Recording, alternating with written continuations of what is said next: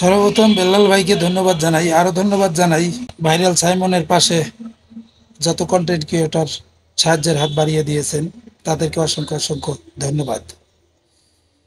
বেল্লাল ভাই চ্যালেঞ্জ নিয়েছিল 7 দিনের ভিতরে 10 লক্ষ টাকা সাহায্য করে সাইমনের বাপের হাতে পৌঁছিয়ে দেব, কিন্তু 7 দিনের আগেই 48 ঘন্টার ভিতরে আজকে 10 লক্ষ টাকা সাইমনের বাপের হাতে বুঝিয়ে দিলেন।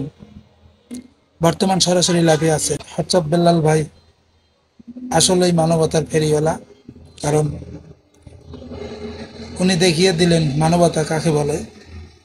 নিজে যতটুকু পেরেছে ততটুকুই দিয়েছে, আর নিজে না পারলেও অন্যের কাছ থেকেই সাহায্যের হাত বাড়িয়ে টাকা রেডি করেছেন 10 লক্ষ টাকা। সাইমনের বাপুকে কথা দিয়েছিলেন, কিন্তু সাইমনের চোখের চিকিৎসার জন্য লাগতেছে 15 লক্ষ টাকা, অর্থাৎ 15 লক্ষ প্লাস। তা না হলে সাইমনের চোখ ঠিক হবে না। তা আমরা দোয়া করবো যেন মহান রব্বুল আলামিন এই টাকার ওসিলায় যেন সাইমনের চোখ দুটো ভালো করে দেন, সাইমন যেন আমাদের মাঝে আবারও আসতে পারে। সাইমনের বাপকে 10 লক্ষ টাকা বুঝিয়ে দিচ্ছেন, তাই উনি সরাসরি লাইভে আছেন। আমি লাইভের ভিডিওটা আপনাদেরকে একটু দেখাবো, আপনারা দেখতে থাকুন। আসসালামু আলাইকুম। এই মুহূর্তে আমরা মঞ্চে ডাকবো পাবনার উদীয়মান কন্টেন্ট ক্রিয়েটর প্রিন্স নাজমুল। খুব স্বল্প সময়ের ব্যাপক জনপ্রিয় একজন কন্টেন্ট ক্রিয়েটর। আমি প্রিন্স নাজমুলকে অনুরোধ করবো মঞ্চে উপবিষ্ট হওয়ার জন্য।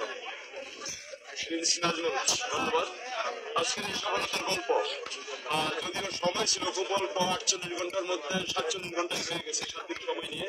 এই সফলতার গল্প যদি কোনো কন্টেন্টের মাধ্যমে আপনি দিতে পারেন, আমরা জানি আপনি খুব ভোল্টেজ দিয়ে কথা বলতে পারেন, শত্রু পক্ষকে কন্টেন্ট দিয়ে মোকাবেলা করতে পারেন। আমরা চাবো আপনি কন্টেন্ট দিয়ে একটা ব্যাখ্যা দিয়ে দিবেন আমাদের মধ্যে।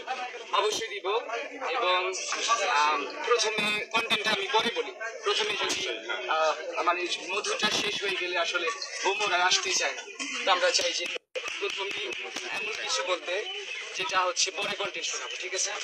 তো আমরা প্রথমত সাইমনের জন্য একটা টিম ওয়ার্কলি থটসঅফ বিলাল ভাইয়ের সাথে কাজ করলাম। এমনকি 47 ঘন্টার মধ্যে 10 লক্ষ টাকা ম্যানেজ করে দিছি, যেখান থেকে পারভেজ ক্যান্ডিড, আলী ভাই, তারপরে মুমতাজ ভাই আর অনেকে এসে সবাই মিলে টাকাগুলো জোগাড় করেছিলাম আমরা 47 ঘন্টার মধ্যে। সব মিলাইয়া দিছি।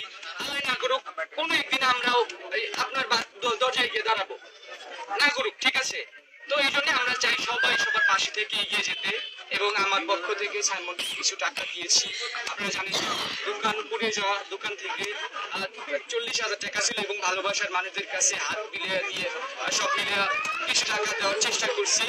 এবং এই টাকাটা আমি হয়তো এতদিন দোকান করতাম, আজকে ভাইকে অনুপ্রেরণা মনে করে ভাই একটা বড় ভাইয়ের মতো সাবজিক দিক দেখায়া আজকে আমাকে এই পর্যায়ে নিয়ে আসছে। আজকে আপনাদের মাঝে কথা বলার সুযোগ পাইছি। আজকে অনেক মানুষ আমাকে চেনে, আমাকে মানবিক কাজ করে দেওয়ার একটা পথ করে দিছে। দোকান থাকলে হয়তো আজকে এই পর্যায়ে থাকতাম। তো যাই সব মিলাই মন করে সঠিক, এবং আমার তরফ থেকে খুবই ভালো, এবং টিম নিয়ে আমরা কাজ করলাম, সব মিলে খুবই ভালো অভিজ্ঞতা হয়েছে। আর আমরা চাই সবাই একসাথে কাজ করার জন্য, দেশবাসীর কাছে আহ্বান করি সবাই একসাথে কাজ করবে এবং সবাই সবার পাশেই গিয়ে আসবে। সবশেষে আমি আমার সেই জনপ্রিয় কন্টেন্ট দিয়ে আজকের ইয়াটা শেষ, আমার এই অনুভূতিটা শেষ করতে চাই। তো সবাই রেডি তো কন্টেন্ট শোনার জন্য? আমার ভাইরাল কন্টেন্ট, ঠিক আছে?